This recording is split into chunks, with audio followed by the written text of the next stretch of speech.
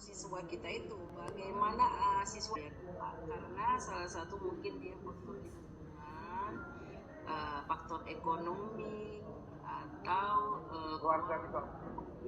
keluarga yang notabene-nya broken home, si emaknya di mana, si ayahnya di mana, jadi ketemunya tak. Nah, contohnya yang sudah saya lakukan di sekolah itu seperti ini ya Bapak dan Ibu, yaitu mengenai ada dokumentasi kesepakatan kelas bersama di kelas. Nah, ini saya lakukan baru sekitar 3 minggu ini saya lakukan di kelas, yaitu saya sebagai guru pembimbing atau guru BK di kelas 8. Alhamdulillah saya mendapatkan jam kelas masuk 1 jam di kelas. Jadi saya membuat kesepakatan menguji coba, ternyata hal ini dapat bermanfaat kepada peserta didik. Dan yang selanjutnya adalah segitiga restitusi. Nah, segitiga restitusi di sini Bapak dan Ibu suatu proses dialog yang dijalankan guru atau orang tua agar dapat menghasilkan murid yang mandiri dan bertanggung jawab. Nah, dari segitiga restitusi ini Bapak dan Ibu, kita bisa lihat ada yang namanya menstabilkan identitas, kemudian menanyakan keyakinan, dan validasi tindakan yang salah. Terkadang Bapak dan Ibu di sekolah tak jarang kita membuat sesuatu statement kepada peserta didik kita. Contoh kecilnya, kamu apa kok bolos-bolos aja kau, kok sering kali kok terlambat. Nah, itu kan tercetus di kita Bapak dan Ibu, di ucapan kita kepada peserta didik.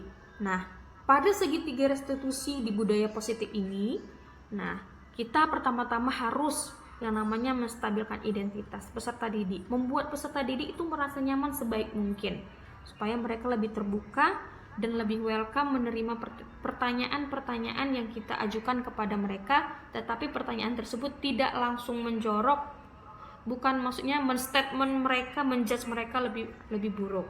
Nah, kemudian setelah itu apa? Membuat mereka lebih nyaman, menanyakan validasi tindakan yang salah. Nah, di validasi tindakan yang salah ini seperti mengkonfrontasi, istilahnya dalam istilah BK itu ya Pak dan Ibu, mengkonfrontasi antara benar nggak kamu terlambat gara-gara ini, gara-gara terlambat bangun, atau memang dilambat-lambatin. Nah gitu, kita konfrontasikan permasalahan siswa tersebut. Kemudian nanti dia sendiri yang akan menyelesaikannya, menemukan solusinya dengan menanyakan kembali keyakinan murid tersebut, benar nggak sih apa atau bagaimana. Nah, dan yang selanjutnya adalah 5 kebutuhan dasar manusia. Bapak dan Ibu, kita ketahui bahwa setiap manusia memiliki kebutuhan. Nah, yang pertama sekali yang kita ketahui adalah kebutuhan kasih sayang dan rasa yang diterima. Nah, tak jarang ini pun harus dimiliki oleh murid-murid kita.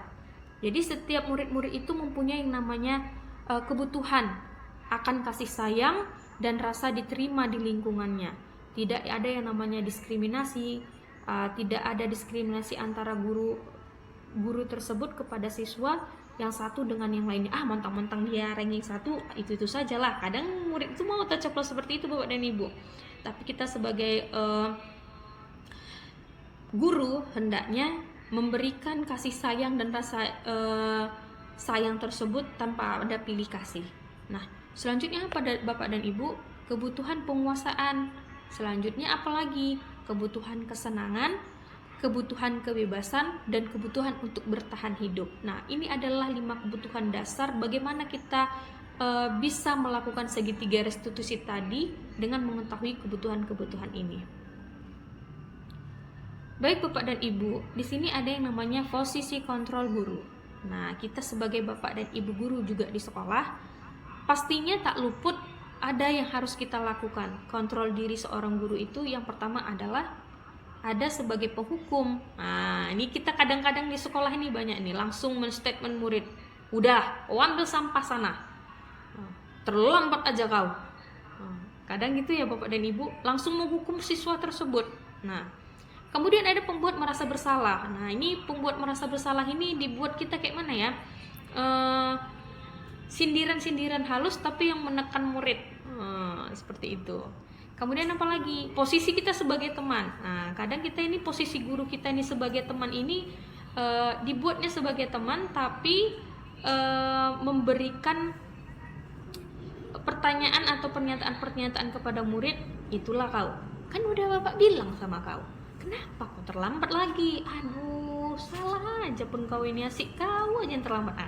Seperti itu, memposisikan bahasa atau gestur tubuh kita sebagai guru tadi kepada siswa sebagai teman, tapi tak lepas dari kata-kata yang itu tadi bapak dan ibu. Ada rasa statement pernyataan yang membuat siswa masih merasa salah lagi. Kemudian ada posisi kita sebagai guru pemantau. Nah, di sini kita sebagai pemantau. Nah, ini kadang kita kalau guru mata pelajaran ya bu, itulah kau. Contoh kecilnya. Minggu lalu kau juga. Pada saat jam pelajaran ibu yang kedua. Sekarang kau juga lagi. Nah, berarti dari minggu lalu, pelajaran yang lalu sampai ini, guru tersebut memantau siswanya. Oh, kau lagi ya, seperti itu. Inilah dia posisi guru sebagai pemantau. Nah, yang terakhir itu adalah bapak dan ibu, posisi guru sebagai manajer. Ini kadang jarang kita dapatkan, tapi inilah bapak dan ibu yang harus kita lakukan sebagai guru untuk mendidik siswa-siswi kita sesuai dengan kurikulum merdeka. Bukan, kadang banyak juga itu bu, kita sesama guru, iya murid ini udah merdeka dia, sampai entah udah merdeka berapa kali pun udah tetap merdekanya itu orang itu. Nah, seperti itu. Jadi di sini ada posisi kontrol guru. Sebaiknya kita sebagai guru itu memiliki posisi kontrol sebagai manajer. Kenapa? Karena guru dalam membuat sesuatu bersama murid, mempersilahkan murid mempertanggungjawabkan perilakunya dan mendukung murid agar dapat menemukan solusi atas permasalahannya sendiri. Di mana posisi manajer mengacu pada restitusi yang dapat menjadikan murid sebagai manajer bagi dirinya sendiri hingga tercipta perilaku mandiri dalam penyelesaian masalah yang dihadapi murid. Baik Bapak dan Ibu, terima kasih atas hubungan Bapak dan Ibu. Walaupun saya tadi sedikit ada terkendala di berbagai hal, alhamdulillah saya dapat menampilkan hasil daripada webinar saya pada hari ini. Barangkali Bapak dan Ibu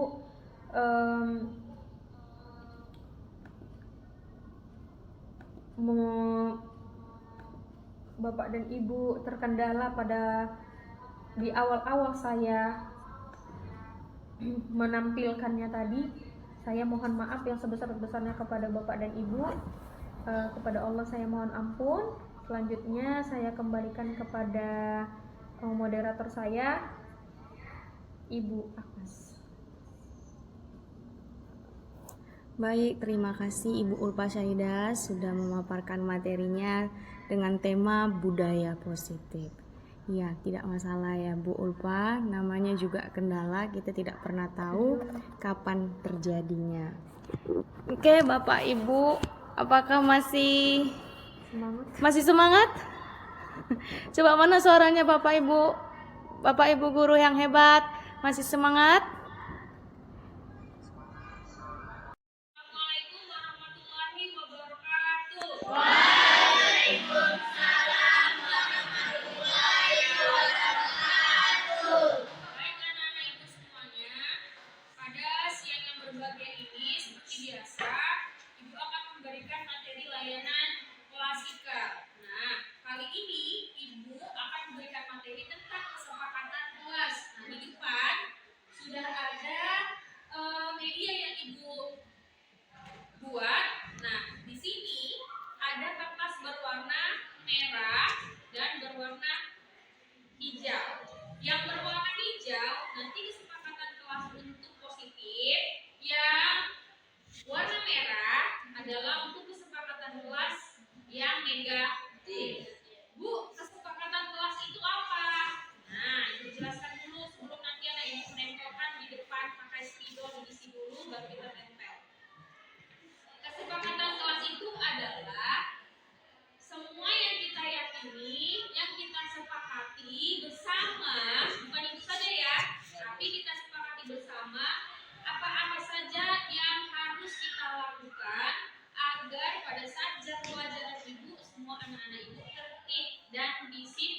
Nah, nanti semuanya atau beberapa murid masing-masing kelompok 1, kelompok 2, kelompok 3 dan kelompok 4 boleh menempelkannya ke depan memakai tem yang ini tadi yang sudah Ibu siapkan.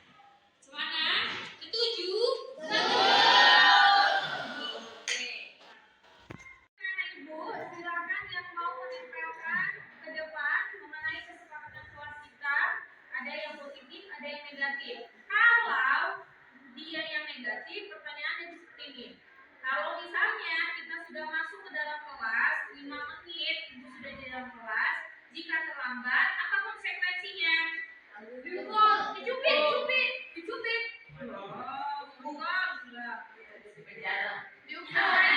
Bolehkah ditegur? Berapa kali kena teguran? 3. Boleh dituliskan di sini, di majelis ke depan. Diberi teguran. Di majelis pas mau menempelkannya ke depan aja. Nah, yang positif, siapa yang mau isi? Nah, yang kelompok 2 dulu. Kelompok 2. Kesepakatan kelas yang positif adalah kalau kita misalnya Ibu masuk ke dalam kelas semuanya sudah berada di dalam kelas. Berarti 5 menit sebelum Ibu masuk semuanya sudah berada di dalam kelas. Tulis di depan. Assalamualaikum warahmatullahi wabarakatuh.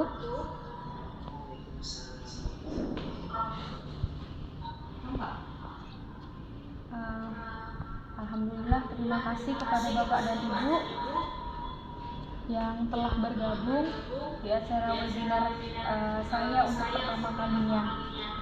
Dikecilin. Maaf sekali saya kepada teman-teman dan Bapak dan Ibu guru hebat yang ada di ruangan ini. Ada beberapa kendala yang saya alami. Padahal tadi sudah saya uji coba beberapa kali, semuanya berjalan lancar. Cuman kita punya rencana, Tuhan punya kehendak. Jadi saya mohon maaf sampai hari ini masih tadi ada kendala juga. Dan saat ini saya akan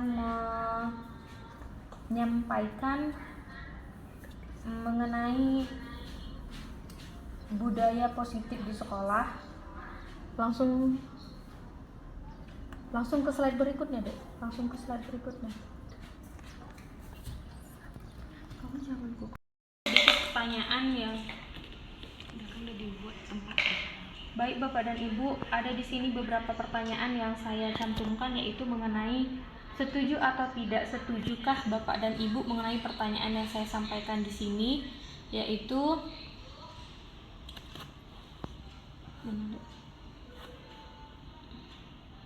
pemberian hukuman dengan hal positif seperti membaca atau membersihkan halaman sekolah dapat meningkatkan disiplin anak. Nah, di sini saya mengajak Bapak dan Ibu untuk berdiskusi di chat menunya. Silahkan kepada Bapak dan Ibu, apakah Bapak dan Ibu setuju mengenai hukuman dengan hal positif yang seperti membaca atau membersihkan halaman sekolah. Silahkan Bapak dan Ibu dapat memberikan komentarnya di chat kolom komentar yang ada. Selanjutnya adalah setuju atau tidak setuju memberikan penghargaan dapat meningkatkan motivasi belajar anak. Nah, kemudian di sini Bapak dan Ibu dipersilahkan untuk menuliskan di kolom chat. Ada barangkali Bapak dan Ibu yang setuju, ada barangkali Bapak Ibu yang kurang setuju. Nah, nanti di situ akan terlihat.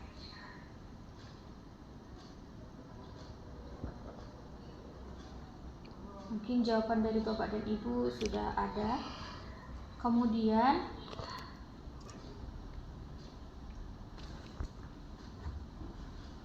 kita masuk di sini Bapak dan Ibu, yaitu tentang teori kontrol mengenai setiap perilaku perbuatan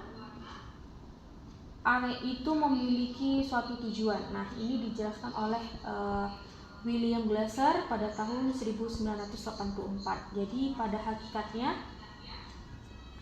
setiap perbuatan dan perilaku kita itu didasari oleh suatu tujuan yang harus kita lakukan. Misalnya kepada peserta didik, kita mengharapkan apa seharusnya kita harapkan kepada peserta didik, baik itu harapan kita yang positif, yang selama ini kita impikan bahwa mereka harus menjadi murid yang seperti apa. Nah, yang selanjutnya adalah